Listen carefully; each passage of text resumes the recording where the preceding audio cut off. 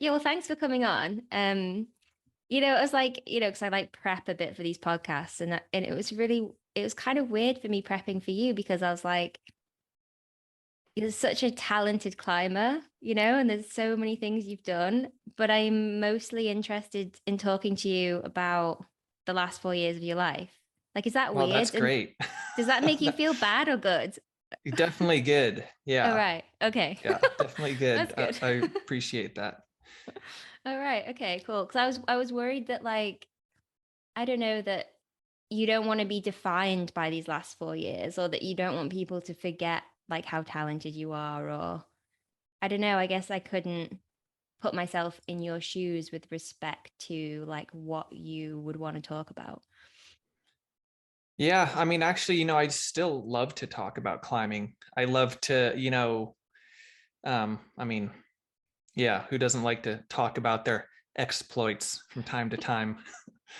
Um, yeah, it's fun to remember, those trips I got to do, those climbs I got to do, those nice moments with friends and partners and um but yeah, it all seems like kind of you know, compared to enduring chronic illness, it seems like a bit of a, it was a cakewalk in comparison. Yeah. Um Yeah. so yeah, the I think of, these past 4.5 years, um and what I've endured, and I'm definitely, I'm proud of myself, Mm. and I'm proud of how I've let this difficult experience, shape me, because um, yeah, it can go a lot of ways. It can go really bad, um, yeah, yeah. I think it's made me a better person. Right. I think I'm a better friend and partner. I'm a, better listener. um yeah, I just feel like I really prioritize putting good vibes out into the cosmos these days, and yeah, I think that's a good thing. Yeah, wow. I mean, that's really powerful and I want to hear more of the details on that because it seems to me like it's been a journey for you to get to that point, right? And I bet there was like a lot of ups and downs on the way. But I guess it would be cool maybe like first off, like it would be cool to just hear like how are you right now? Because it's a while since we last spoke. What kind of status is your illness at? And then maybe we can just go back in time a bit and you can talk about how you got here. Yeah, absolutely. um right now I am doing a lot better than I was for like the first 2-3 years. The first 2-3 years were really severe and miserable, with like a lot of, suffering, like nonstop suffering. Um, so yeah, I'm doing better. I had these neurosurgeries. They Mm-hmm. fused my head to the top of my neck. They did an alteration to my spinal cord, where in my lumbar spine. Um, so yeah, it's hard to say for certain what is what, but it seems like the certainly the neck surgery has improved my quality of life quite a bit. um So do they think, that, I guess to just explain to people, um, your diagnosis is CFS, chronic fatigue syndrome, right? yeah, Which is and like, yeah, it's more referred to as ME, yeah, or okay. ME-CFS. ME is the myalgic encephalomyelitis. And what um does that actually mean, like the Latin of that? uh, uh Or myalgia, I think, means pain. um, encephalospinal cord painful inflammation or something. I don't know. Okay, so It's so not, people with ME, do they have yeah, to have something wrong with their spinal cord to have had the symptoms of the CFS, or how does it work? no, Okay. no, ME. I mean, yeah, ME and CFS are kind of interchangeable, but chronic fatigue syndrome just sounds like such bullshit that, Right, we hate yeah. to use it. Okay. In fact, I don't even think of fatigue as one of my symptoms. Yeah, yeah. I I am, mean, it's really just a word for we don't know, right? In a way. It's a yeah, I mean, they list don't of understand symptoms. the path of physiology or whatever of the illness. Yeah. Okay, but you've had these spinal surgeries, so they must assume that there's some kind of causation for you personally between the spine and your symptoms. Yeah. And I figured that out pretty early on in my illness that when you lifted my head up in cervical traction or cranial traction, um, my symptoms would improve almost immediately. Wow. Like I would use a device or an inflatable collar and it would lift my head up and almost immediately my brain would feel clearer. I would, my confusion would kind of just evaporate. Um, and I would just feel good and alive. And it was, yeah, it kind of felt like this miracle. And actually, once I started wearing this traction collar regularly, it really did improve my quality of life. Like my baseline went up considerably. Right. And But so, sorry, go on.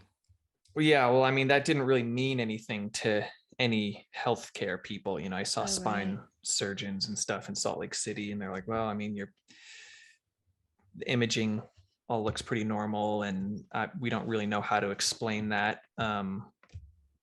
If the collar's helping you, keep wearing it. But yeah, we don't know what to say. But then I, eventually found this surgeon who um, actually uses that improvement with traction as like one of his main um, criteria for diagnosis. And so I saw Right. him and talked with him, and it was like, oh my god, like this guy almost exclusively operates on patients like me. Let's give it a shot and get cut open and, yeah, get my head bolted onto my neck. Right. Yeah. I mean, worth a try. Um, Yep. I don't regret it. It hasn't been like I guess to finish your question, it hasn't been like a total miracle. Like I can't exercise. mhm. I actually, for the first time in these 4 years, I went for like a proper hike a few weeks ago. And I mean, it was cool to go for a hike up in the mountains. It felt pretty special to be up there again like that. But I really paid for it for 2 weeks. It took me 2 weeks Wow. to recover from the hike, and not like Wow. feeling tired, but like, that profound brain fog and malaise and just being confused all the time. Um, yeah, the sensory sensitivities or, get really bad, light and noise. Like, I have to close my eyes all the time, wearing sunglasses, wearing earplugs. Um, just being like completely overwhelmed with reality. And I'm a person who really likes reality, and like intensity too. Well, Um, yeah. I like That, loud music. I like dancing, and I like being on the sides of cliffs. And yeah, so it's an unnatural sort of status quo. yeah, totally. Um, so, what's the prognosis? Is the prognosis that, this surgery could still help more? Or are there more surgeries that are possible on the horizon? Or is this yet to be sort of decided and there's maybe more research and avenues for recovery? Yeah, there isn't really a prognosis. Um, yeah, nothing that, no one, no doctor could tell me with any confidence what I can expect. And if they tried to, I wouldn't trust their opinion because yeah, no one knows. Um, that said, I have just kind of been steadily improving I mean, basically since my neck was fused, I've been slowly improving. Um, and this summer, I'm doing the best that I've been doing. I've really, really been enjoying summertime. Going for swims in the lakes and rivers, and hanging out with friends, and going for little evening walks. Um, grandma stuff, but like I love it. Nice. Yeah. It just, yeah, the to be sitting on my porch and have the feeling of, oh, I really want to move my body right now. I want to go for a little walk. Just that is like, feels like a small miracle. Because it's not like I couldn't walk before, but like, in the airport, I'd use a wheelchair to, get to the gate. Uh,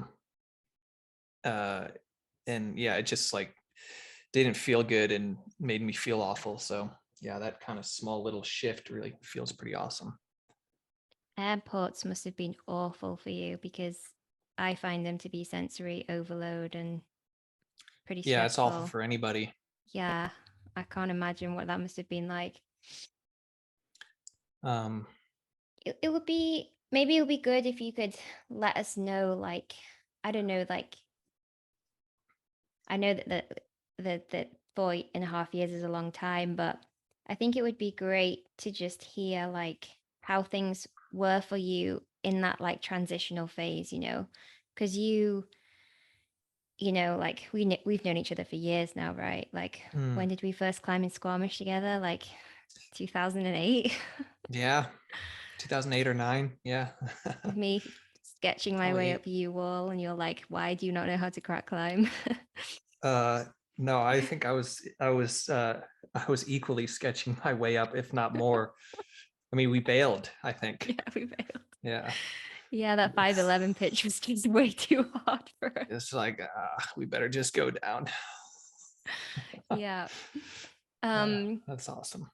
but so you were like a full-time climber, like a total professional at just like climbing the whole time, right? Like if you weren't climbing, you were doing like rope swings or like swimming in the river or like campfires and music, like you were like the best at that life, Oh, thanks.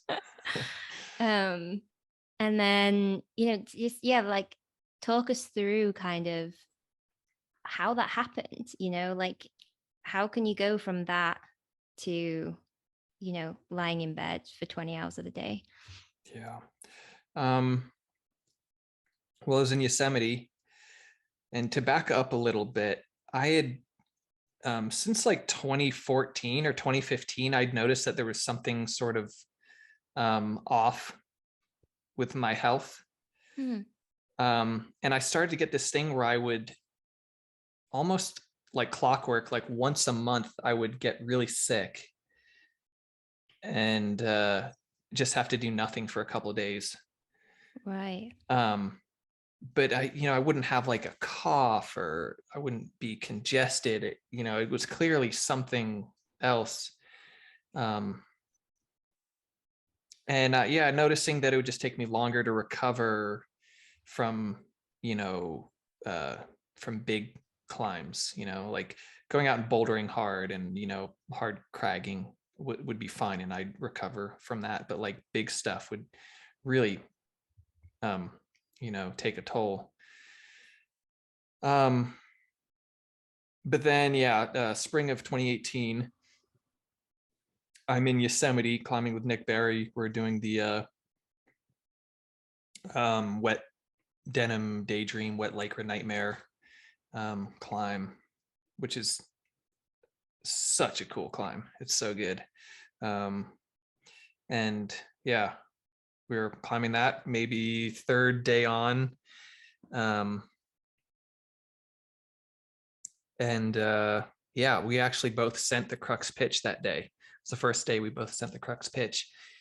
And it was like yeah, it was just like an awesome day of climbing up there. Um, but we kind of had like ropes fixed on it and we're working it. Um, and yeah, we had a good day of climbing. I went down. My neck was just in excruciating pain that whole day. Every time I would look up to like yell at Nick, or craning my neck to like look up at a pitch or whatever, I just remember my neck was just screaming in agony. And I've had kind of Belayer's neck pain for years, and kind of just figured, oh, my neck's extra bad today. um but yeah, I get wrapped down, start hiking down, and as I'm hiking down, I'm kind of like, oh boy, I do not feel that good. And by the time I got to my van, I was just this heavy blanket of just fatigue and malaise. And I knew somewhere on a deep level that something was really wrong. Right. Because I had had like a throat infection like the week before, and so I had actually been sick the week before, and I was even on antibiotics and had gotten better from that and was feeling good. And obviously, we went and had that big day of climbing, and to then immediately get really sick again. I mean, I'd never experienced anything like that in my life. And it just felt different. And I knew something was wrong. And so I rested, I listened to my body. And a week went by, I wasn't feeling better. So I pulled the plug and went back to Salt Lake, and just like, all right, well, I guess I'll go to the doctor and see what the hell, something, there must be something that we can do about this. And, that never led to anything. And I just kept getting worse and worse. And after the first couple months, I could kind of, you know, um, limp along through life. I wasn't climbing or anything, but I was doing things around the house. And, if I felt okay, I just knew that I couldn't really exert myself. Um, but then that August, it just like my symptoms just went off the edge of a cliff and became so severe that I couldn't even look at a computer screen or read text out of a book or listen to music or even play my guitar. I would kind of just sit in the living room with sunglasses on in the silence and just sit there. Um, or laying in, I felt better being horizontal, so I would just be in bed a lot. um, and yeah, obviously that was a really terrifying uh, couple of months there where things got really bad, because I just had no idea what was going on. And it went from me being afraid that I was going to lose my sort of my way of life and my passions like climbing and being active, and it quickly overshot all that to, oh my god, I might really like I might be completely fucked, what which I guess I kind of was. But yeah, I don't know, I'm enjoying life now, so I guess not. But yeah, that was how it all started. Wow. I mean, it, it's such a nightmarish story, right? Like, Yeah. it's so full on because I think as climbers, we're used to, we're used to stories of people being physically incapacitated, Yeah, that's what we Um, mentally prepare ourselves for. Like, oh, well, what yeah, if this happened to us? Like, how would we pivot? yeah. Like, what if I ended up in a wheelchair for the rest of my life or something, right? Yeah. But I don't think we like mentally prepare ourselves for like the lack of that cognitive ability, right? Like, Yeah, that's the it's worst. it's not like you could put your energy into like learning a new language or something while you were physically incapacitated or something, right? It's like literally all the things that seem to bring you joy were gone. Yeah. And like what, what like what was your mindset like then? Like what were you telling yourself? Like how did you manage that? I mean, it was just full on survival mode. I didn't have anything to distract myself with. Um, I didn't have anything to look forward to. And so I had to retreat to this place of um yeah, trying to be okay without having any of those things that all of us rely on a daily basis to just kind of be okay. um I mean, I was there, there's probably a year there where I like sobbed uncontrollable sobbing at one point or other for every day for Wow. an entire year of just this immense grief, this just ocean of grief that's actually I still is still there. It's just kind of, it stays quite hidden most of the time now, but then it was, yeah, it's just so emotional. um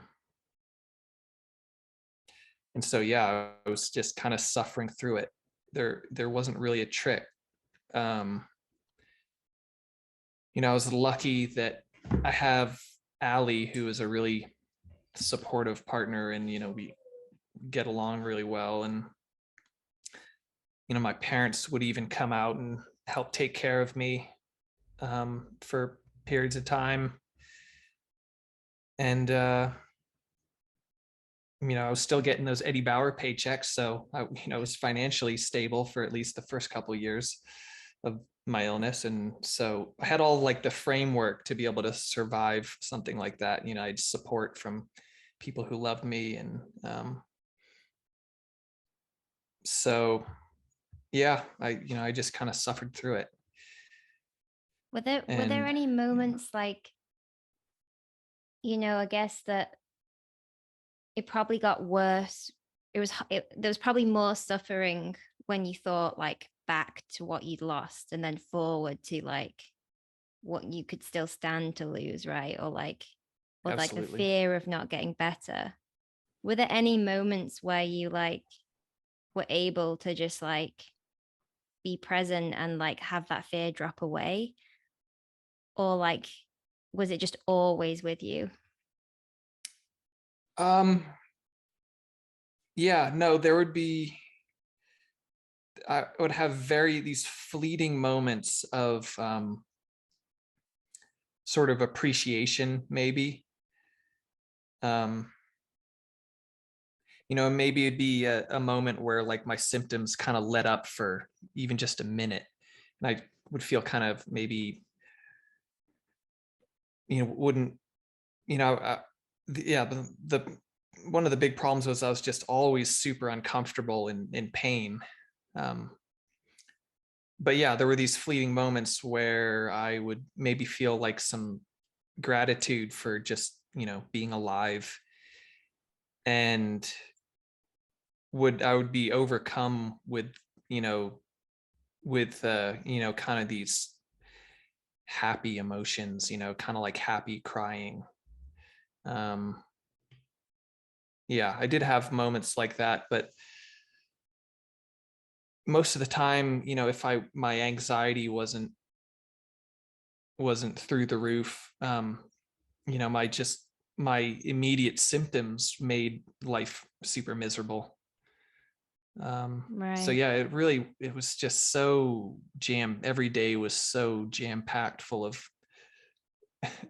just feeling awful, that that was difficult I to mean, have that's those just, moments.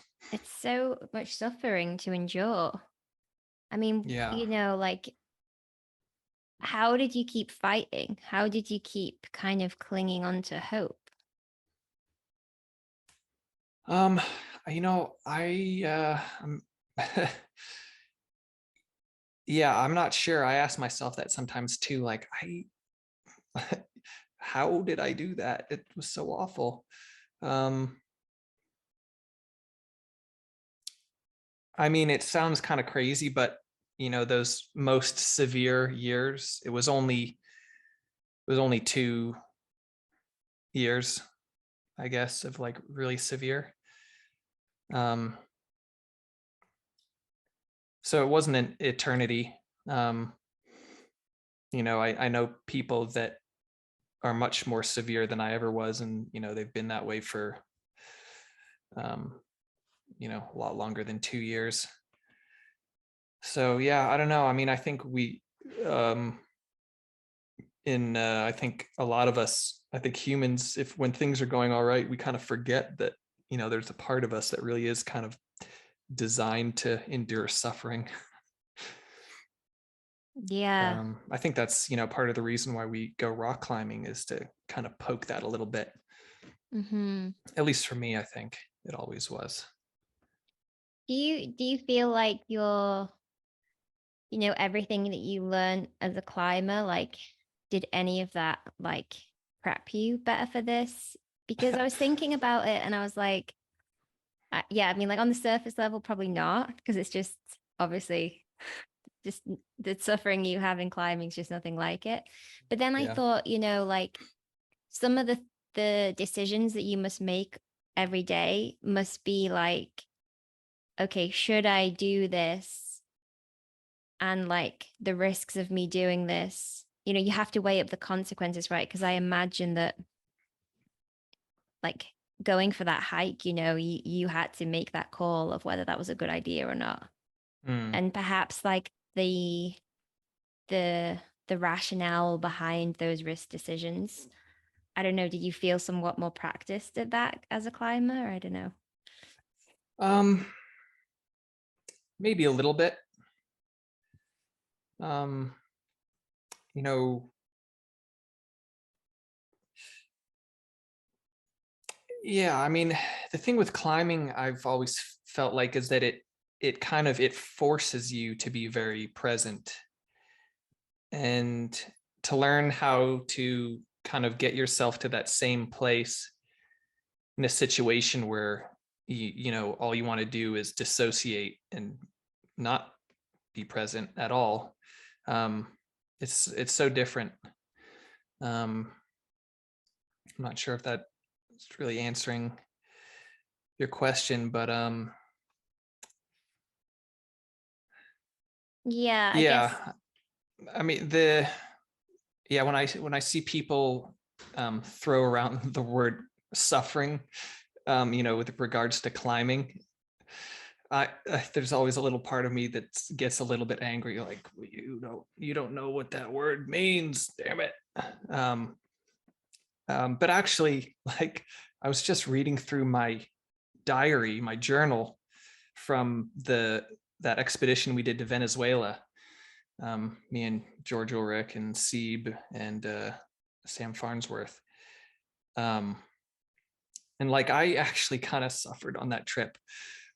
I was not having a good time for a lot of that. Um, and so that was like the closest experience I had to like really not, not be doing well for a, sustained period of time, which is kind of funny to think back on. um, yeah, that was all sort of a rambling answer to that, but Yeah, I guess, you know, it's just a completely different challenge, isn't it? It's just you can't compare it. yeah, because Um, there's no fun, and like there's no reward in like the classical sense, like you have with climbing. yeah. I mean, do you ever get that reward, like, if you make a good decision around your well-being and it pays off and your symptoms are alleviated for a short time, or, when you found this doctor that treated people like you, like, are there highs in that sense? Or is it like really, you've got to teach yourself to be like equanimous because the lows are so low, you can't really enjoy the highs. um I actually don't know that word that you just said, equanimous. So like equanimity is like it kind of just means like you're you're okay with how you are. Hmm. You don't crave more, and you don't contract away. Um Yeah, that's a good word for that. yeah, like I mean like I feel like that your whole illness was probably like a huge test of equanimity. Yeah, Um, absolutely. Um, yeah, my highs, I mean, yeah, my highs are not very high. I don't have, they're few, they're few and far between, and they're very subtle. Like, but when I have them, I'm very good at recognizing them. Like, I was having dinner. I remember last winter, I was having dinner with some friends. I think it was someone's birthday, and we're just sitting around the table outside, um, and food's being passed around, and I just was kind of glowing inside. And I was like, "You guys, I'm so enjoying myself right now." It's like really cheesy, but like super fucking authentic, and everyone kind of laughed. Um, those are what my highs are like, just these um, kind of boring old moments that are actually quite, really nice. And but so they're only I search those out. yeah, but I mean they're only boring when you it's like the feeling's still the same, right? Just because someone else might not get that feeling. And that's like a weird thing about human psychology, right? Is Yeah. um, why do we think that that's different than like sticking the move on a boulder problem for the first time or whatever?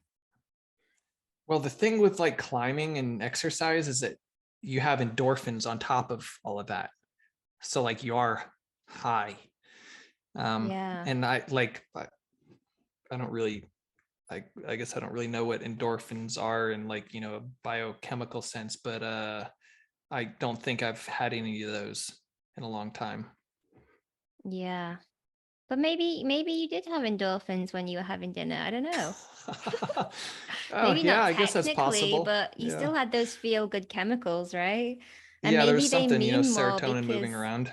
yeah, because it's like the connection to other people and stuff like that, like that really matters. Um, Yeah. as you know more than anyone. Um, talk to me about gratitude. Mm. Um, yeah, gratitude's like I feel like it's kind of a lifelong pursuit for all of us. Um, yeah, like yesterday, I remember, yeah, all day yesterday, just having this strong feeling of I want so much more from life right now. This is so awful. I can barely do anything. I want so much more from life. Um, and I kind of cycle in and out of feeling like that. And I, kind of just have to remind myself to retreat to that, back to that same place, um, of just kind of being okay and having gratitude for what I have. Um, so yeah, I kind of, part of my survival strategy, I guess, is remembering my gratitude and cultivating that. Right, yeah. Yeah, I mean without it, it's like it would be hard to survive, right? Um, it's such a powerful emotion, isn't it? Gratitude. It like does really turn things around emotionally sometimes. Yeah. And actually, like you can't really force gratitude either. Mm, Like, people say, oh yeah, be, grateful for what you have. And I think there's a lot of sort of cognitive dissonance and like a lot of when people talk about their gratitude, like, I don't know, I can wake up in the morning and like, speak out to my bedroom to all the things I'm grateful for that morning. But actually that I don't think would really mean anything to me on a deep level. But when you can really feel that gratitude, yeah, it can be powerful. Like,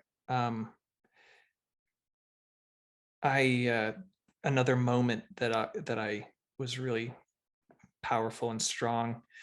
I was coming back to Reno, and I was sitting next to my dad on the plane. It was just him and I.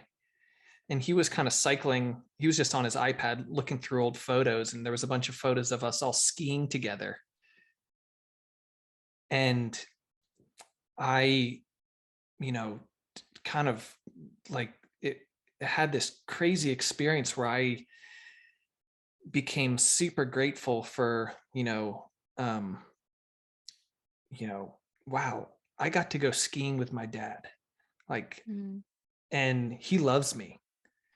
How lucky am I to know what any of those things feel like? I mean, um, yeah, just kind of simple stuff that like sounds super cheesy, but when you really cut down to the little nuggets of truth in life, yeah, they're there to be found.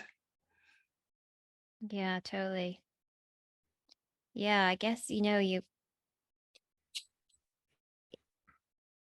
you can say it and not mean it, but I guess if you really if you actually, and this is, I guess, what you're supposed to do when you do a gratitude practice is like actually bring to the forefront of your mind what it is that you are thankful for. Mm, And if you really are thankful for those things and you're not just making it up, then I guess you can't help but feel positive as a result. yeah. But I guess, like surely, this illness of yours must have been such a test of gratitude. Like, do you have any other strategies to stay grateful and to stay thankful? Um, yeah, I mean, not when things were the worst. Um, I didn't feel very grateful for much most of the time, except for these very fleeting moments that were I didn't really have any control over. They just kind of I came by them, and that was great. But certainly now, um, I like really have that ability to really feel that gratitude. And I think that's like one of the major um you know major sends, um on my tick list, that I just, life just feels a little bit more sparkly. um Mm-hmm. I have these small things to look forward to, um that just kind of are the difference between, my head being, um from my head being below the surface of the water to my head being above the surface, you know Mm-hmm. um able to breathe. And um as a Yeah. side note, you'll notice that, like, when I'm talking, I'll always like slowly trail off and like kind of forget what I'm talking about. It's this fucking brain fog. It I'm like, makes for quite a okay, calm conversation, yes. honestly.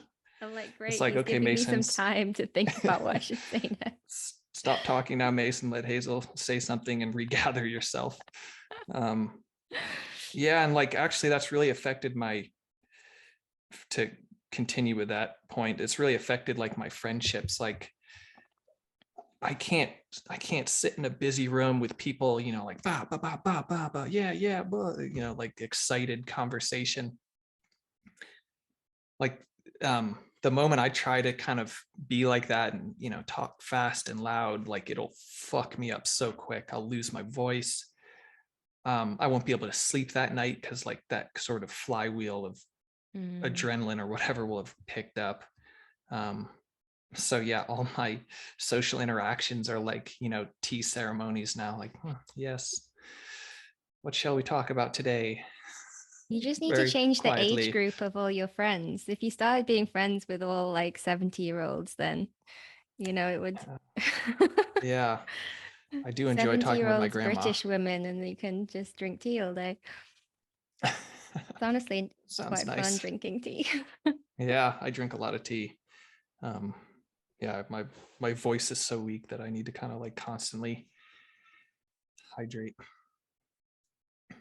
Well, I don't want to take up more of your energy, but I wanted to ask you, um, well, two more questions if you still have energy, but Oh, I have tons of energy. Don't go. okay, cool. Okay, I'll stay. I mean, okay, so one is around like your identity. Like obviously, you know, you identified really strongly as a climber when you still climb. Do you still identify strongly as a climber?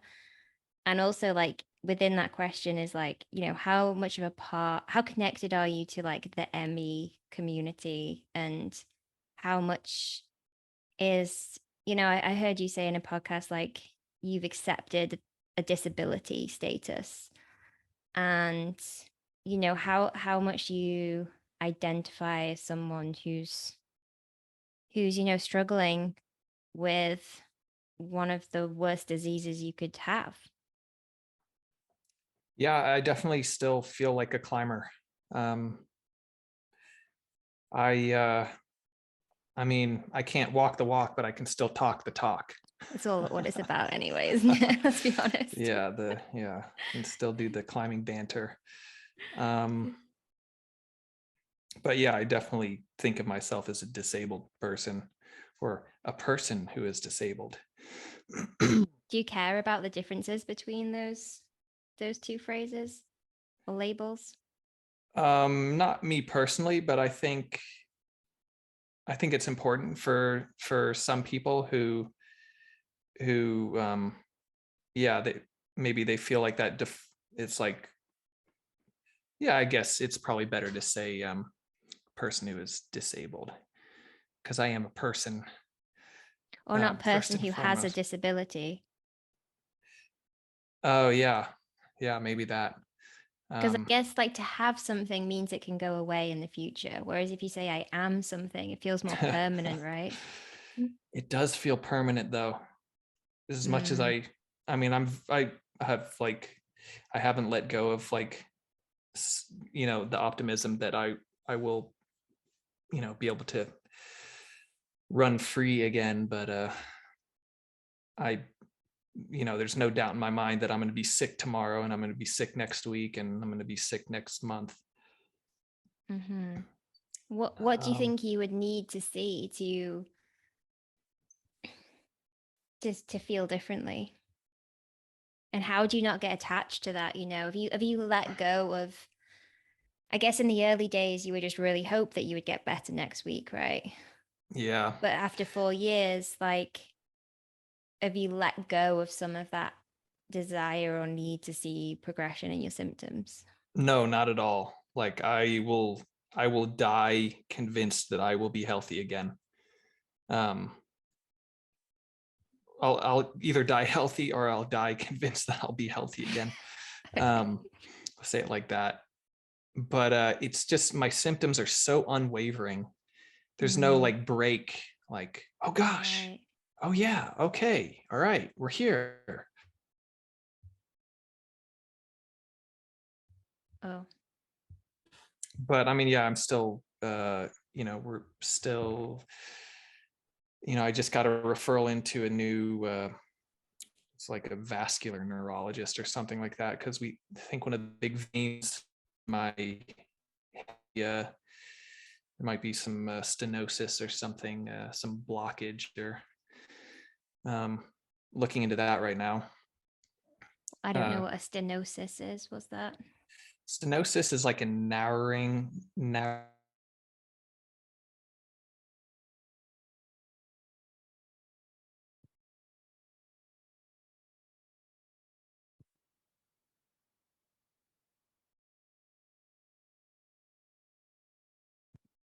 If you can hear me, you've frozen. Hopefully you'll come back.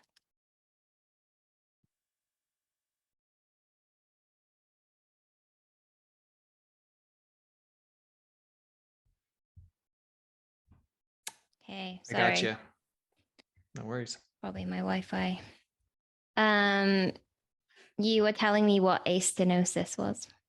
Oh, stenosis is the narrowing of of a cavity in the body, like spinal stenosis is when the discs are protruding on the it's a narrowing of the spinal canal. The discs are protruding on the spinal cord.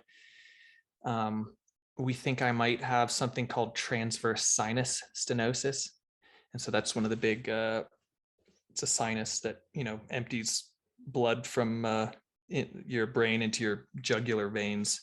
So we think that one of them might be really closed off. Right. So yeah, we're looking into that now, and yeah, I just it's how my day-to-day life is just it's unacceptable.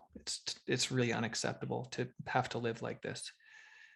Yeah, I do have all these these things that make life bearable, and my relationships, and I have a roof over my head and all of that.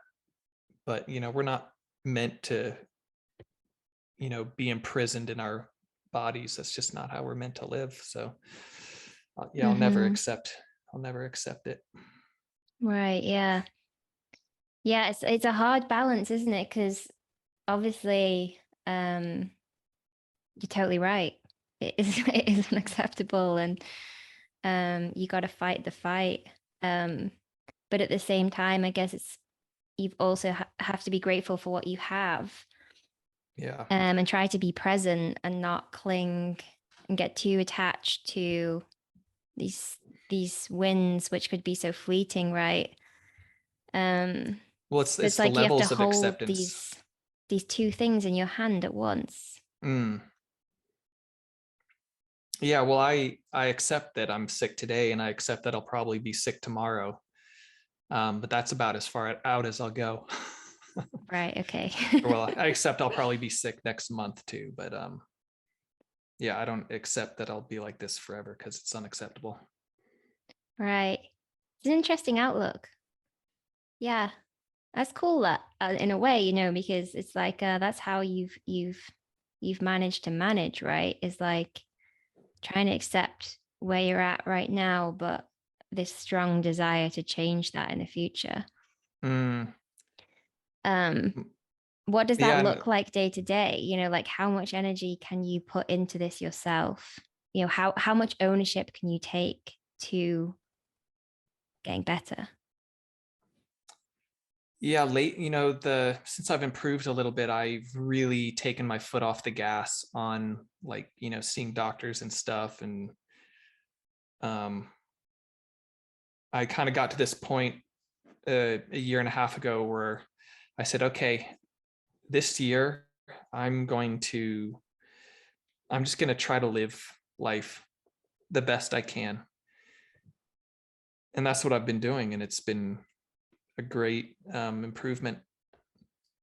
Um, and yeah, I think the past, yeah, I don't know, maybe the past month, really, I've kind of started feeling a little bit like I gotta hit the gas a little bit again and start trying to find a miracle for myself And what does while that, still living life. sorry, I can't tell when you finished or not. Yeah, like the 5 second. No, there's a 5 second gap here in my Okay, right. point. Sorry. I gotta count. Yeah. Uh, Um, what does that look like day to day? um. Well, let's take a look at my to-do list. Oh yeah. Um. Well, yeah, most of my to-do list is like fun stuff, like, trying to get into, you know, like trying to figure out, some fun things to do. And then, I'm going to try to schedule a session with this, this type of therapy I've been wanting to try. So yeah, I'll schedule an appointment today, hopefully. So yeah, it's a very small part of my day to day at the moment.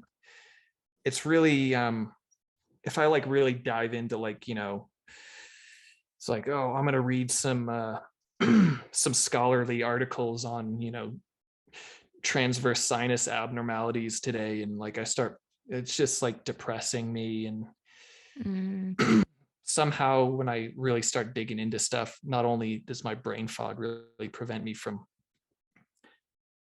actually researching anything in a serious manner, but it just kind of makes me feel like I get buried in it. I'm like, oh God, I'm never going to get out of here. I'm never going to get better. And mm, yeah, maybe there's like a little bit of cognitive dissonance there with me trying to just pretend that I'm not sick a lot of the day, but whatever takes. mm-hmm. How how connected are you to the, what do we call it, ME community, or Yeah, the ME community. and how much Um, do you guys help each other? we commiserate, um, and we say, "Oh, have you tried this drug? Have you tried this drug? Have you tried this drug?" um, yeah, it's great. I have people that I talk to on almost a daily basis, most of whom have been sick for much longer than I have. Yeah, I mean, it is so eye-opening, some of the experiences people have that are even, it's difficult for me to understand, even from with my perspective. I have to really listen. You're like, oh wow, that's on such a whole nother level of what I've even experienced. And um, yeah, I And really appreciate those relationships. yeah, and when you say it's a whole other level, is that in terms of their symptoms or in terms of the longevity of the symptoms for them? Both, yeah. Um, I mean, there are people that are so severe with this illness that, well, it can be fatal, um, first of all. And but there are some people that are so severe that they are completely bedbound. They haven't used their legs in years. Um, they can't look at a screen, they can't listen to music, they just kind of lay there for years and years and years. It's Wow. like just an unfathomable hell. Um, yeah. One thing that I am really grateful for is that my onset of my illness wasn't until I was basically my 30th birthday. Mm-hmm. So, I mean, my 20s, I got to, I mean, especially with climbing, I got to do all my climbing dreams. I mean, I didn't leave anything on the table. I Right. even snuck that Cobra Crack send in right at the end there. Oh wow, I remember your journey with Cobra Crack. That's so Gosh. funny. I forgot about that. Yeah. All the times going up. I think I even tried it with you. I Well, even yeah, tried it on top rope. I And I was was like, thinking this is back horrendous. to some of those days that you were up there climbing. And um I remember you put up a route up there at that crag. Hazel's Horror Show, you named it. Is that what it ended up being called? It's in the guidebook Um, as that. that I have to credit uh, Dave Trippett with that. That You name remember rings a him? bell. Yeah, he had that dog Obi. He Oh died some yeah. years Oh, ago. I Yeah. remember that. Yeah. Oh, Um, that's yeah, sad. he's like, hey, tell her to call it Hazel's Horror Show. It was his idea. Yeah, Oh, I it didn't know it was was his idea. it was great. That's fitting. Um, I have so many regrets from that period of my climbing, because there I was trying Cobra Crack thinking, oh, I'm going to send it next try. And like spending an entire summer like that, and, not really climbing other things. And like, Mm. I never even climbed, tried that route that you put up. Like, What a shame. I don't think you missed out on much. And but another memorable day up at that crag, and this is for all the Hazel fans out there, is that I remember belaying you on that technical finger crack, the magical dog, or going to Mm, California, yeah. and I belayed you on it and you sent it, and you really like climbed it like it was a 5'9", like scramble. I mean, it was like, oh yeah, cool, all right, she did it. It didn't look too bad. So Oh, you're up at the anchor, you pull the rope up, and I start following, and I couldn't even do the moves. Like these giant ledges that you'd been standing on, these huge footholds. Like, oh yeah, there's a big foot there. There's a big foot there. I get up there and it just like wasn't. What was she standing on? oh, It that's was funny. it was really eye opening ass kicking that I received. I mean, Yeah, I think it's just the difference between practicing a route and not practicing a route. I guess I don't But know. but thanks. Yeah, it's such a great crag up there. It's so mm, cool. it's such a special spot to hang out. Yeah. Have you been trying? I think I've seen on your Instagram that you've been going out to some of your old haunts a little bit, like getting out into the Yeah. desert and stuff. Like Yeah. Yeah. how's that going? Because they're such beautiful places and I bet you really enjoy being in them, but is it tainted a little bit because you can't climb? Well, um, yeah, I maybe I haven't really posted about this publicly, but um, you heard it here first, folks. Yes. Um, I climbed a 5'7" the other day, three Oh, pitch. wow. It was mostly 5 like 0, but there was like a couple 5'7" moves at the start, three pitches. How did that feel? Um, you know, difficult, and um, it's not like the start of the comeback tour or anything, but it was very special. On my birthday this past August, I led the first pitch. Nice. um, and actually, the most difficult part of it was um, like bringing the rope up. I bet. Yeah. Yeah, that I Yeah. didn't never factored that into like my climbing days. That was a lot of Yeah. exertion to like bring the rope up and then belay, but that was the most exhausting part. Um, but Mikey yeah, would tell you to fix and get her to mini traction next time. yeah, that's short fix, short Yeah. disabled short fixing. Was that with Ali? It's actually with my friend Tara here in Reno. Oh, Allie's Tara Kushner. Tara That Tara? Christensen. Oh, No. different, Oh no, different. different Tara. Yeah. Yeah. Um, yeah, Allie has been like, speaking of expeditions, she's been on this insane expedition all summer for her PhD. And so she's been out camping in out in the Nevada desert basically for the past like 6 months. So yeah, she's been gone a lot, which has been awful. But Oh, she's back right now for a few weeks, so that's really, it's one of my things to look forward to. So yeah, she says nice. hi. Hi, Ali. Yeah. How's it been kind of maintaining relationships that you had before your illness and that kind of thing? I mean, that's what I put a lot of energy into now, is the relationship with Ali, and the relationship with our community here in Reno, and I spent a couple months in Moab this spring, because I'm still have some really close friends back there. Yeah, that's where all my energy goes into right now, is um, yeah, just kind of building and maintaining those relationships, because I get so much out of them now. Mm, Like the fact that people enjoy my company is like really important to me. Like I need to maintain that. I want people to want me around, because yeah, that's I get so much out of you know the limited socializing I'm able to do, that yeah, that's you know an important investment probably sounds kind of funny, but yeah. No, I mean, we all do it anyway, right? But I guess um when you go through something like you've been through, you really learn what the actual really important things are. And I think it also seems like a real testament to your mental strength, right? That you are a fun person to be around. Maybe fun's the wrong word, but people Hope enjoy so. your company, right? And I know, which is kind of a surprise. Like, oh gosh, like I think back to all the years of me climbing and like, it's pretty self-centered.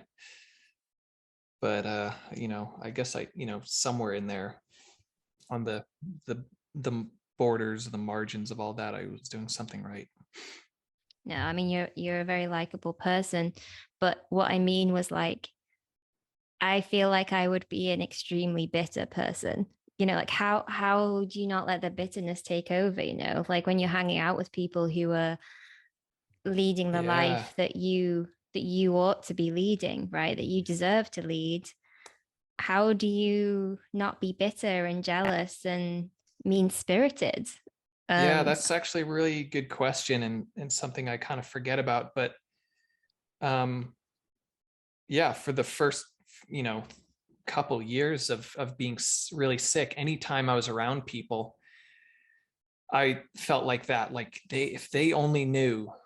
mm, And so every conversation I had was all just like, this is how fucked up things are for me right now. This is how gnarly it is. Me just trying to get people to understand. And, that did come from a place of bitterness, obviously. And, um, I recognized that and I just kind of slowly let go of it. right. And, How did when you do people do that? ask me, I just kind of, having some self awareness, I guess. Um, when people do ask me how I'm doing, it's like I really appreciate it. Um, and actually, like one of those fleeting moments of gratitude and joy. I was talking about how things were and how fucked up it was, and telling a friend all this, and she goes, "Wow, that sounds fucking awful." And that was such a that just like little bit, I guess it's validation or something, or Mm. being seen a little bit. It felt so good. Like, yes, it is awful. Thank you. Thank you. Yes. I'll take my bow. Yeah. Yeah, I think that points to something in our society. I think sometimes people call it toxic positivity. I think it's worse in America, but it's like this need to say something positive or find something positive or find the Yes. silver lining. And sometimes you just really want people to see you and see what you're saying. And if what you're Yeah. saying is awful, for them to understand that, and just listen and go, gosh, that sucks. Yeah. Um, It's like, yeah, sure yeah. does. Yeah. I love to throw out sometimes when, someone very casually just asked me, "Oh, how are you doing?" Like, someone at the grocery store. And if I'm just in a bit of a cheeky mood or something, I'll just be like, "I am unwell. I am not doing well." And they'll be like, "Oh, sorry to hear that." They're kind of not quite prepared. They weren't really asking me how I was doing. It was, um, A little bit mean, but yeah. we'll let you off. You know what I will say about, I think, in like the culture where, British culture, it's, keep that stiff upper lip. There's a lot of Mm. that, which is maybe a different type of toxic positivity. I don't know. Toxic pessimism. I don't Yeah. know. Stiff upper lip. Well, life is shit, so get on with Yeah. it. It rains all the time. What'd you expect? Yeah. Yeah. Um, yeah, I mean, like, I think this leads to maybe like a question here around like what could we, the majority of society that do not understand at all what it's like to go through what you've been through. Like, what do you want to tell us? Like, what can we do to remotely understand or to make your life easier? Or I don't know, like what do you want to see in the mindset of the rest of the population with regard to these sorts of illnesses? Um, yeah, I think that that kind of like, really listening to people can really go a long way. Trying to just, make the smallest effort to understand what someone's life is like can be really powerful for somebody. Can be a real gift. Um, but also, I think people look at kind of the hand I've been dealt, and my illness, and it's how hardcore it's been and awful. But actually, I want people to actually even kind of open um, their mind to things like mental health problems, like depression. Mm, Depression gets severe depression gets a similar quality of life score to ME, mm, and that's saying something. I mean, I yeah. think schizophrenia, depression, and ME are all pretty are kind of in there. And so actually someone might be living a kind of a normal life, and under the surface it just might be like Mm, borderline unbearable. And I think we need to, there's so many different, even like having really bad relationship problems can be extremely painful. And there's all these different ways that life can be extremely difficult. And um, they get sort of rated and prioritized in a way that they shouldn't, I think. And I think we can all be there for each other a lot more. mm. Yeah, that's a great message. Yeah, the support for people suffering with mental health in the UK is atrocious. I mean, I Mm, imagine it's probably pretty bad in the States as well, unless you have really good healthcare. yeah. Um, I'm like almost, I mean, I'm not really qualified to like talk about this probably, but I almost don't like the term mental health. Um, I think it should just be called health, because yeah. it's immediately stigmatized. Oh, he has mental health problems. She has mental health problems. It's just immediately stigmatized. And like, I have mental health problems. Like the way that one of the my reactions of my illness was just being like extremely anxious all the time in like a really debilitating way that made my life much worse. Yeah. There shouldn't be any stigma around that.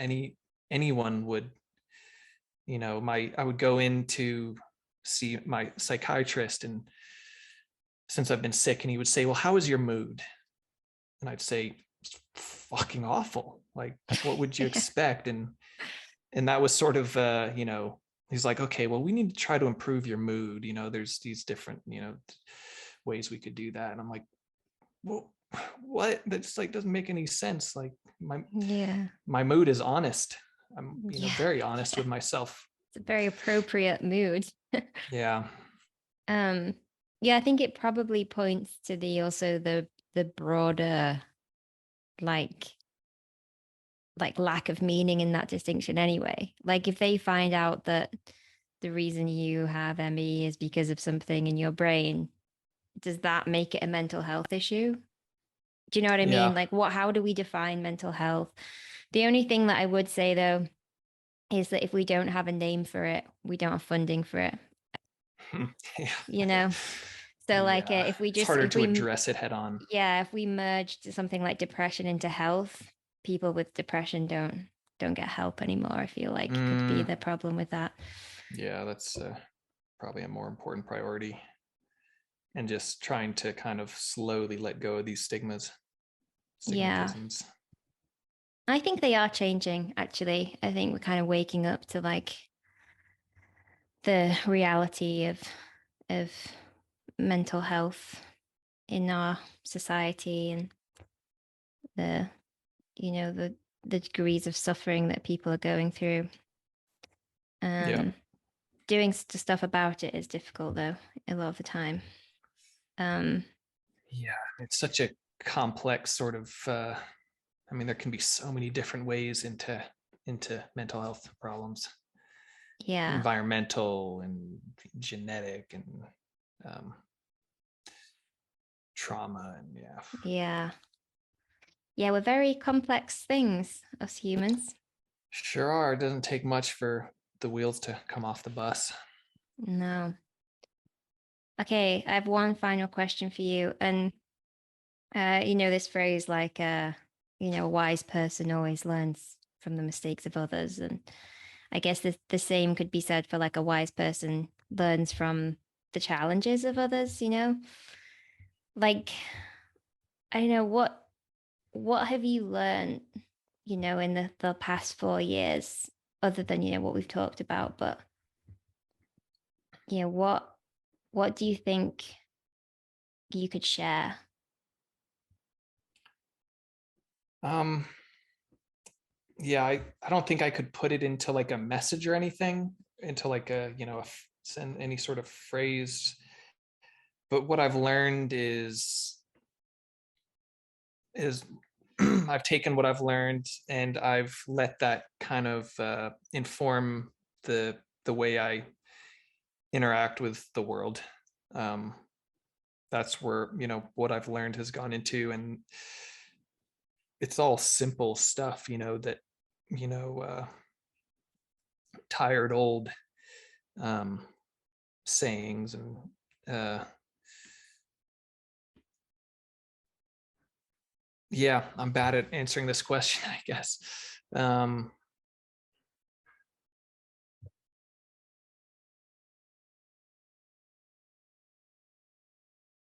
brain fog moment. What whatever I've learned, I've already forgotten. It's already gone. I guess I can say what I've taken from this conversation and from listening to other podcasts with you and, reading your Instagram posts is like what we have is not a given, it's something very, very special. Like every day is just like Yes. really special and don't let it go by, I Yeah. suppose. Yeah. Sorry to stumble on like your closer. Like, oh, Oh, don't here's worry. where the climax, the meat, the yeah. um yeah, totally. It is a very special thing to be alive, and you don't have to be doing anything rad or exciting to for it to be special, and that's coming from someone who you know very much lived that high all the time lifestyle, Yeah. um both figuratively and literally. Yeah. um yeah, I mean, that's just, yeah, it's a hard thing to kind of to have your life based around just fun, rad, awesome, exciting. Yeah. It's really hard to let go of all that, and I'm still not even halfway there. Yeah. It's it's all a big process. Do you ever like try to attach meaning? Like a religious person might be like, God has given me this because, do you try to see the do you have that kind of approach at all? Like that there's greater meaning all that in all this, or um yeah. It's always kind of a big mystery, isn't it? I mean, um I grew up in, like, with really very much atheist um parents, and I've kind of just developed my own spiritual framework, or lack thereof as I've lived life. Yeah, and I think about, oh, gosh, there's all this stuff I want to do in life, and like I want my life to be important and to mean something. And like, what if I died and having not accomplished anything else in life? Um, you kind of have to look at that and be like, well, actually, that would be just fine. We're all gonna die. Um, some of us don't accomplish anything in our lives. Some of us die way too young. Yeah, I don't know. Maybe that's a little bit bleak,